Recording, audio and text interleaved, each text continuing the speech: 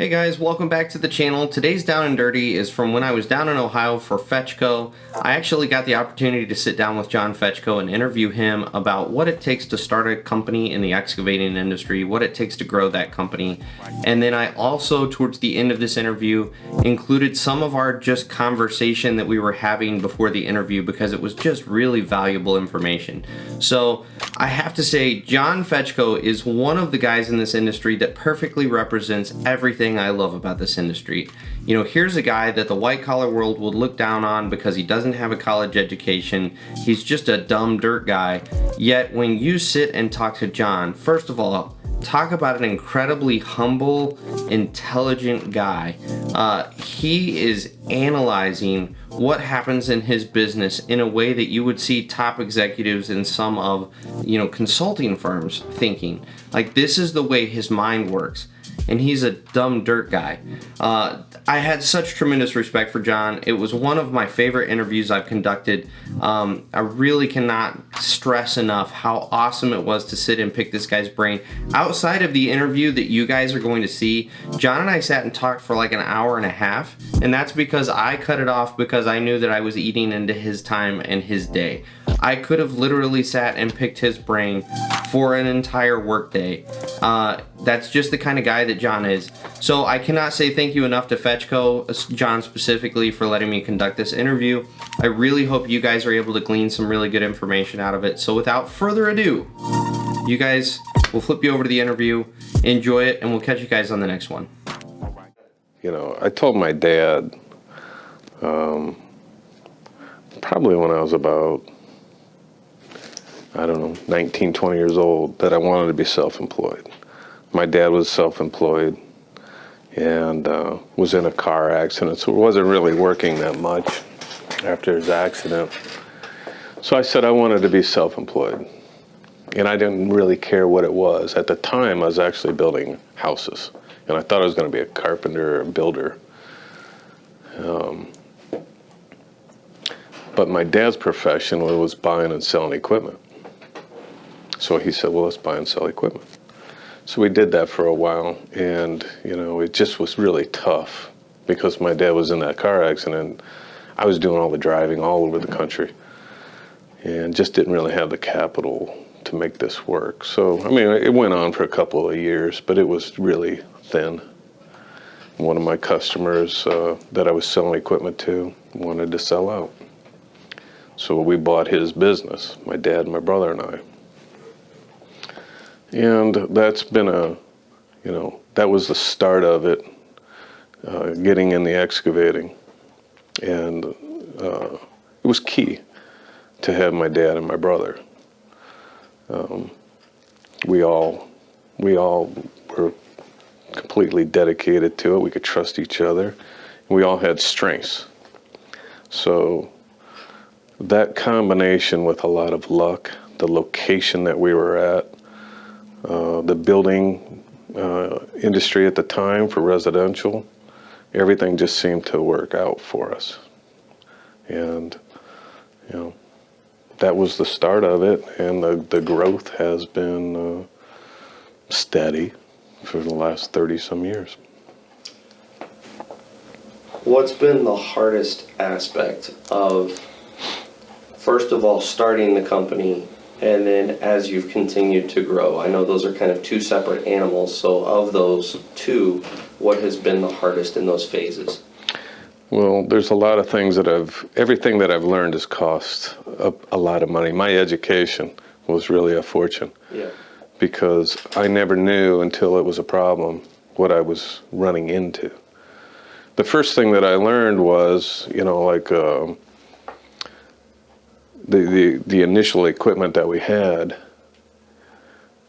it has a cycle period.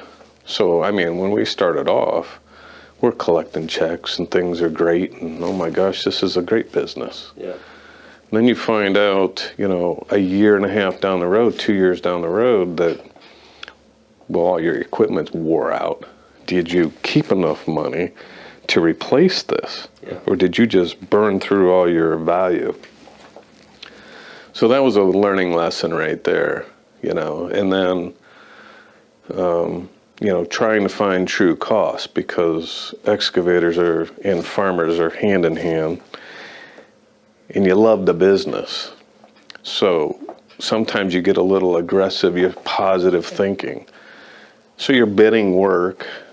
It's never going to rain. You're never going to have a problem. The machine's never going to break. And, all those things actually are big factors in the bottom line. So, yes, you learn that, you can have everything finally lined up perfectly. You have all the work that you want. Everything's great. And then it rains for the month of July. Your margin just evaporates. Yeah. So you just, there's a lot of factors that are out of your control even.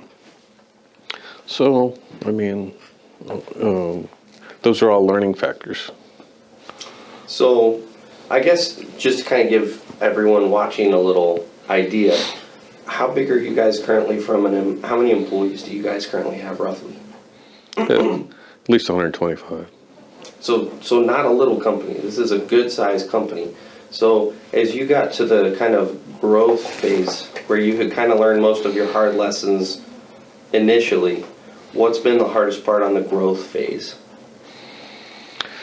Well, again, it's reaching that before, and it turns into a problem, reaching a certain plateau, let's say. If you do $10 million with 15 people or 20 people, and then you just go up 5 million the next year, and it's just chaos, and you realize that you needed 3 people in the office and you needed other management. So that has always been my struggle. I've seen amazing companies, that they'll come in, like a national developer that came in years ago. Before you knew it, they had 400 people. And it ran smooth the whole time. That explosive growth that they had here, they knew ahead of time how to fill the offices and how to do all that. I didn't. Yeah. So, you don't know what that next number is. Yeah. When do I need to add on to the offices because a whole nother layer is coming just for another $1 million worth of work? Yeah. So another thing that I really drive home on my channel is the constant push for college educations is way over pushed. Do you have a college education? I don't. And do you feel like that has been a massive detriment to you? No. Well, I remember saying, I was like 20, and I had saved up $20,000 by building a house or two and sold them. And at that time, I thought that was a lot of money. And I thought, all my classmates that are in college, by the time they graduated, never going to catch me. Well, that wasn't the case at all.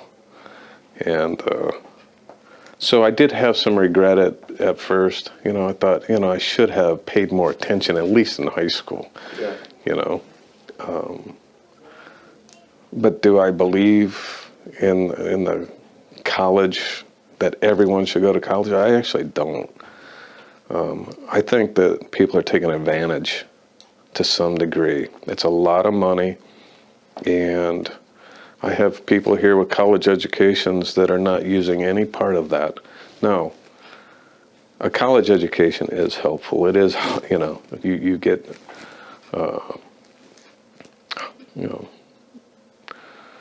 better math skills, better skills in general, I suppose. I've had, I have no problem hiring people that are smarter than me, and I'd do it all day long if I could. Sure.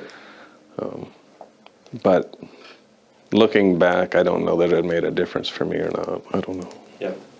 But you don't, during your entire endeavor here, you've never felt like you've been held back or your hands have been tied due to a lack of a college education? No. Yeah. For someone who might potentially want to start their own company, realistically, what does that look like from a how hard are you working and how many hours are you pulling in the beginning? Because I think a lot of people underestimate how difficult it is to start a company. It's insanely hard. Yeah. It is, but you're also at a lower level, so you're not doing the volume, and there's some peace to that. But when we started off, we would change the oil, we would wash the machine, we would go out and do estimates, we would do payroll, we would do every darn thing there was, and it was really every ounce of daylight we would use it. So I would leave in the dark and get home in the dark regardless of the time of year. So it's tough. It could be tough on a family. I was gone, I was working just over 100 hours a week for a long time, years. I also, I was fortunate because of my prior building that I had built homes and I had had some money. So everything that I did, I poured back into the company. And so I didn't need much. I didn't have a mortgage even. I just put it all back into the company. And, in the first 7 years, I tell people this, first 7 years combined in payroll for me was $100,000. It took me 7 years to make a grand total of $100,000. Yeah. After that, things got a lot better. Yeah. And it turns out that it was another stroke of luck, which we had a bunch of. By pouring all that back into the company,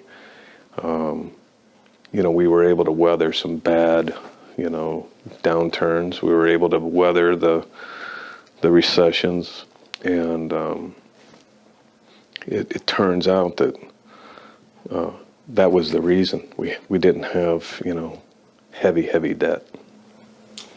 This one may take you a second if you need to think about it. If you could give someone thinking about starting their company in the excavating industry, if you could give them a really good piece of advice, what's one piece of advice you would give to them as they start that company? Whoever's working with you has to be, a key guy. Your first employee needs to be almost like yourself.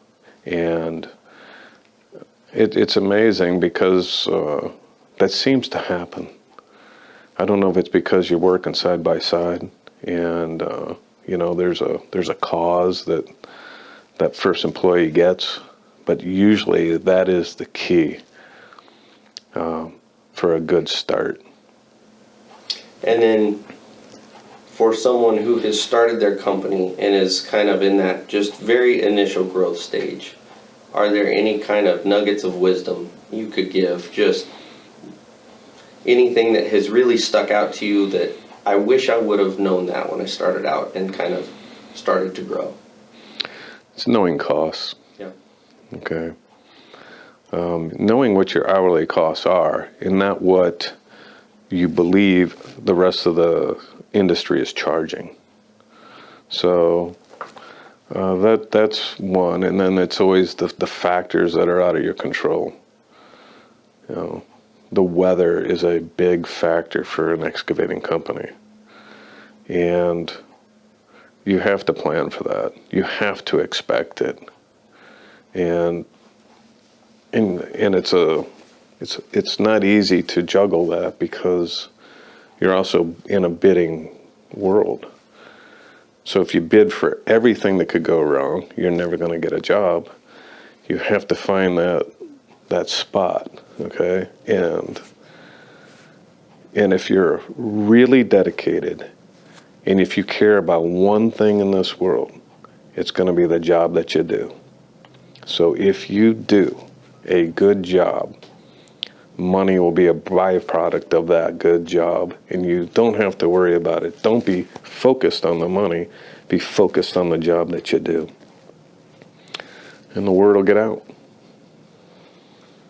So That's actually a topic I just got asked from a guy. Is from your perspective, how would you kind of vet a company as an employee on if they're a good fit to teach? Well, I don't know. That's kind of where I was at. Is man, that's a hard one. There's not many. Okay, we were non-union for 30 years. Mm-hmm. We went union because we thought, we'll get into that labor pool and we won't spend all that energy and money teaching. Yeah. We'll just have it. It didn't work out that way. No. We're back to teaching. Yeah. So, it's an investment for us. That's how we have to view this. Yeah. At the rates that we're talking about, it's an investment. It's a long-term investment. So you got to pick the right guy. But then, you could end up with, exactly what you need, and they'll be here to help the company long-term. Yeah. So, anytime I would have a young kid come in, ask for a job or whatever, I would give them my advice. And my advice was, first of all, assuming they know how to work and that they're eager, and they really want to get into this line of work. The successful way to do it, in my opinion, and I tell them all, start off, running top on a sewer crew, doing cleanup, in our line of work. And get that understanding. Once you understand dirt, you understand the safety side of things, get into laying pipe. Okay, while you're young. Lay pipe for a few years when you're young, and you learn everything there. Yeah. So, my best people have been pipe layers. Absolutely. And so a pipe layer can graduate from that point, get on any machine, okay? Because teaching them how to run a machine is it's a small window. Yeah. He knows the safety side of things.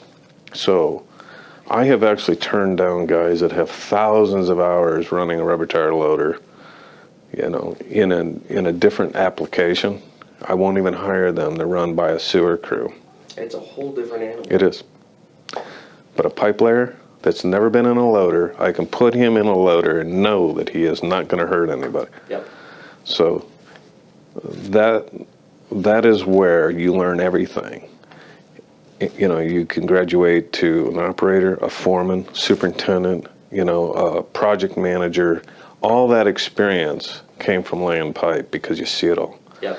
Plus, the real bonus, a pipe layer that he's eager and wants to learn can learn this in a very short period of time. I've had guys get raises, 2 raises in the same month because of their fast learning. They grow quickly. Before they know it, they're making the same money their father is making, and they're not even 20 years old, or just 20. Yeah. So they've skyrocketed their income. They become valuable, and then they can pick their job after that. Yeah. How else would you want to get into the business? The ones that don't listen to me, that maybe go and get on a say an off-road truck, and they get good at it over time. They get to a pretty high scale. And now you can't turn it around and say, okay, now learn the rest of the business, go lay pipe, or, So then they're stuck. They're stuck on one small piece of this business where a pipe layer understands the whole thing. Yeah. Can do it all. The other big thing I see with that route is, it turns into this all day long. And it's no longer observing what's going on the job. It's no longer about educating. It's more like, I'm bored, I'm going to sit on my phone until I'm ready to get loaded. And that's their world. As opposed to, you have a whole plethora of good operators that you could be learning from by observing. You Exactly. could be watching the pipe crew sitting beside you, even though you're not on the pipe crew, but it turns into that. Yep. So. That's exactly right. In fact, some of our strong operators are, they're worth more in a group environment Just say like for the pans. If you've got a half a dozen pans running and one really strong guy, you got one strong guy, everybody's going to try to follow him, hopefully. Yeah. You know, if they want to be anything. Yeah. And he will get more out of the entire process, just that one person being a leader. Yeah. But yes, if you're not looking outside and seeing what's going on, and you take the route of playing with your phone in between loads, you're not going to make it. Yeah. Not with me. Yeah.